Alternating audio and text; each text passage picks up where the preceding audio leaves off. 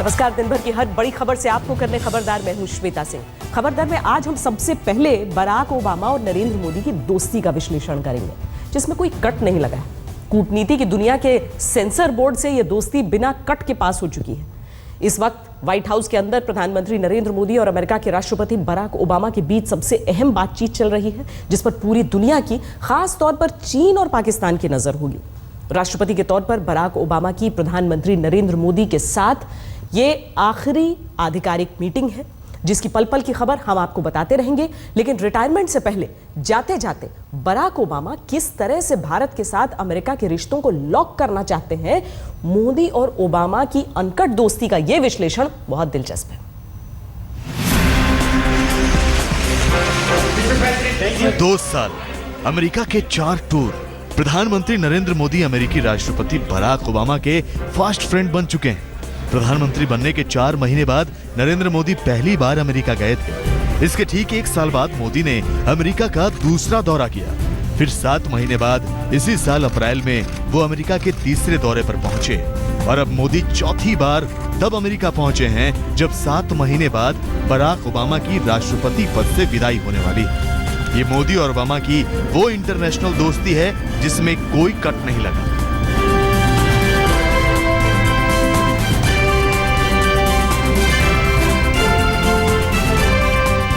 You see, basically this visit, as described by the India's foreign ministry, is a consolidation visit.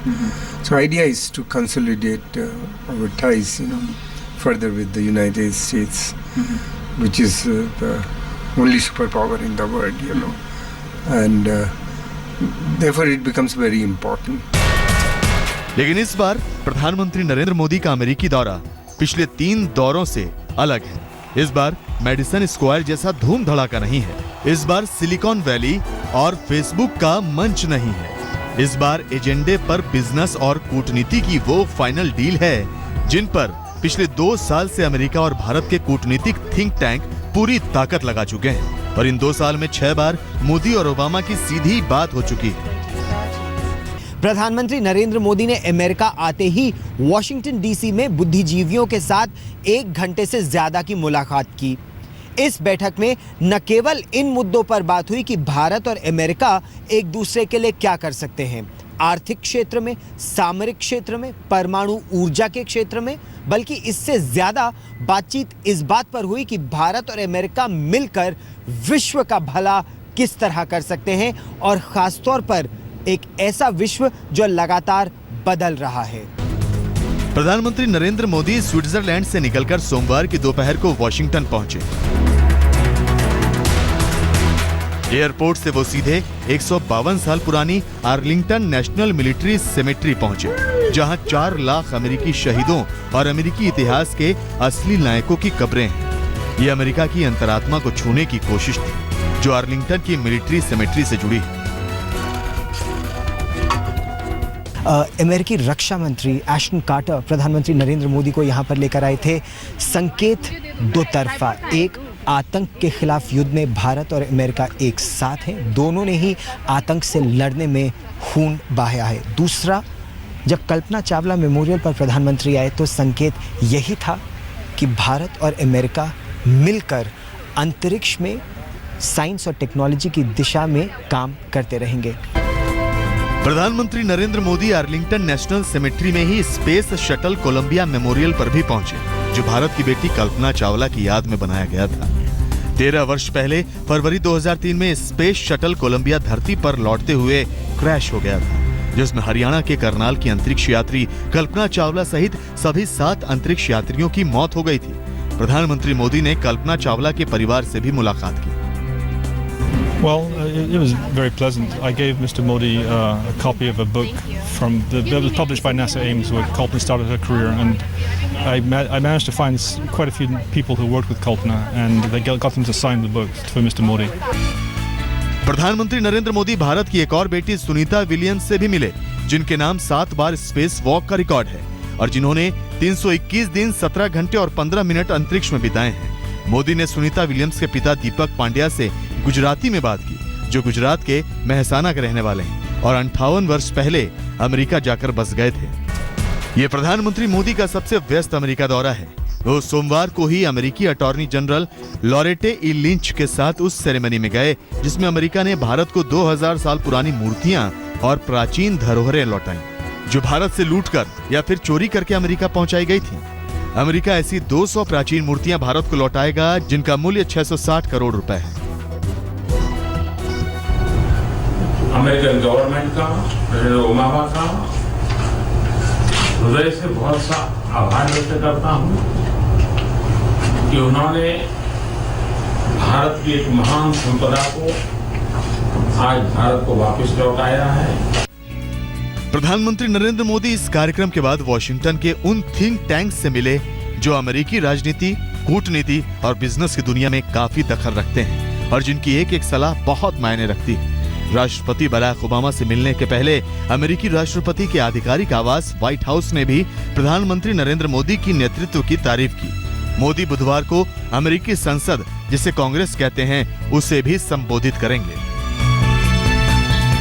Gaurav Sawant, Washington, आज तक। प्रधानमंत्री नरेंद्र मोदी का ये America दौरा बहुत ही ज्यादा अहम है क्योंकि ओबामा और मोदी की बातचीत के एजेंडे पर दुनिया भर की नजर है। बातचीत के एजेंडे के बारे में हम आपको बताते हैं। बातचीत का पहला एजेंडा उन मुद्दों पर फाइनल मुहर लगाने का होगा जिन मुद्दों को लेकर ओबामा और मोदी के बीच सितंबर 2014 के बाद 6 बार बातचीत हो चुकी है। इसमें क्लाइमेट चेंज, समंदर और आकाश में फ्री नेविगेशन, स्पेस और साइबर सिक्योरिटी के मुद्दों पर समझौते प्रमुख हैं। इनका मुख्य टारगेट चीन की धमकी वाले अंदाज को कंट्रोल करना है। ये मुद्दे खास तौर पर एशिया पैसिफिक के लिए भारत अमेरिका साझा रणनीतिक विजन के मुताबिक है, जिस पर जनवरी 2015 में दोनों देशों ने हस्ताक्षर किए थे।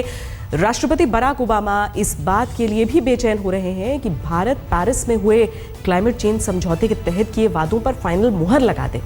इसके अलावा भारत और अमेरिका एक दूसरे के मिलिट्री सिस्टम के इस्तेमाल के ऐतिहासिक समझौते पर भी आखिरी मुहर लगा सकते हैं। इस समझौते का नाम logistics exchange memorandum of agreement है, जिसके तहत भारत और अमेरिका एक दूसरे के मिलिट्री बेस का इस्तेमाल कर सकते हैं। दोनों देश इस बात के लिए फाइनल समझौतों पर सहमत हो सकते हैं कि अमेरिकी रक्षा कंपनियां मेक इन इंडिया के तहत भारत में ही हाईटेक डिफेंस हथियार बनाएं।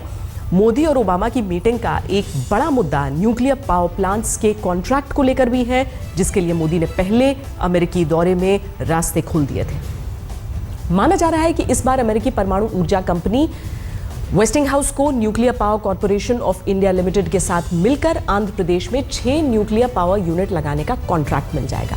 इसके बदले में अमेरिका 34 देशों के मिसाइल टेक्नोलॉजी कंट्रोल रेजीम, जिसे MTCR कहते हैं, उसमें भारत की एंट्री पर अपनी फाइनल हां कर सकता है। MTCR में शामिल होने के बाद भारत हाईटेक मिसाइल का दूसरे देशों से बिना किसी अड़चन के एक्सपोर्ट कर सकता है और अमेरिका से ड्रोन भी खरीद सकता है। इसके अलावा न्यूक्लियर सप्लायर्स ग्रुप में भारत की सदस्यता को लेकर भी ओबामा बड़ा ऐलान कर सकते हैं, क्योंकि NSG की 9 और 10 जून को ऑस्ट्रिया के वियना में बैठक होने वाली है। हमारे साथ हमारे संवाददाता गौरव सावंत इस वक्त सीधे अमेरिका से जुड़ रहे हैं। गौरव, जिस तरीके से यहाँ रात और वहाँ दिन है अभी, हम उम्मीद करें कि अंतर्राष्ट्रीय यारी जो है दोनों की, ओबामा के जाते जाते भारत को पूरा फायदा पहुंचा जाएगी।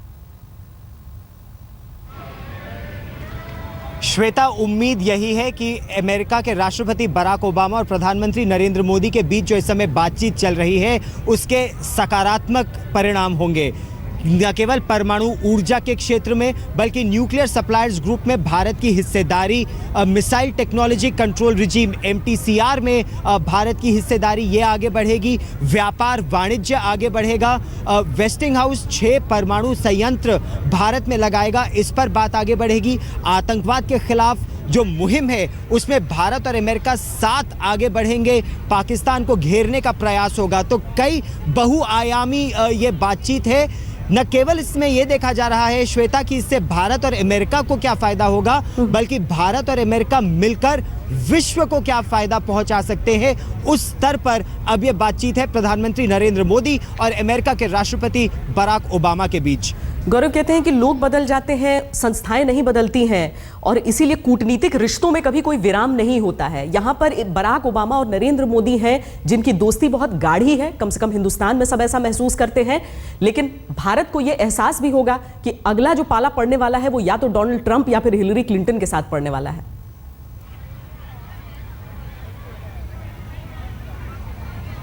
आपने बहुत सही आकलन किया, क्योंकि पिछली बार जब अमेरिका में प्रशासन बदला, जॉर्ज बुश के बाद बराक ओबामा आए, तो उसमें भारत और अमेरिका के बीच संबंध जो एक समय बहुत तेजी से सुधर रहे थे, एकाएक गिर गए रिश्ते और फिर उनको सही पटरी पर लाने में समय लगा। इस बार भारत और अमेरिका दोनों यही प्रयास कर रहे हैं कि एक बार फिर 8 वर्ष बाद वही परिस्थिति है, प्रशासन बदलेगा, फिर एक बार भारत और अमेरिका के रिश्ते गिर ना जाएं, इसीलिए वो मोमेंटम बनाया जा रहा है ताकि जो भी प्रशासन आए, चाहे हिलरी क्लिंटन हो, चाहे डोनाल्ड ट्रंप हो, भारत और अमेरिका के जो रिश्ते हैं वो लगातार मजबूत रहे। तो बराक ओबामा उसे एक पुश देकर जाएंगे। नरेंद्र मोदी कल जब अमेरिका की संसद को संबोधित करेंगे तो वहां श्वेता, भारत और अमेरिका ही नहीं, पूरा विश्व दिखेगा कि चाहे वो रिपब्लिकन्स हो या डेमोक्रेट्स हो, भारत के लिए जो प्यार है वो दोनों तरफ से आता है, जो संबंध है उनको मजबूत करने की जो इच्छा है वो दोनों तरफ से है। और इस बार गौरव, जाते जाते बहुत संक्षेप में एक बात जानना चाहती हूं कि हर बार जब नरेंद्र मोदी वहां पर जाते हैं तो लोगों का जुनून दिखता है। इस बार कोई मेडिसिन स्क्वायर तो नहीं है, बहुत व्यस्त दौरा है, इसके बीच क्या वहां पर भारतीयों में उत्साह उतना ही कायम है अभी?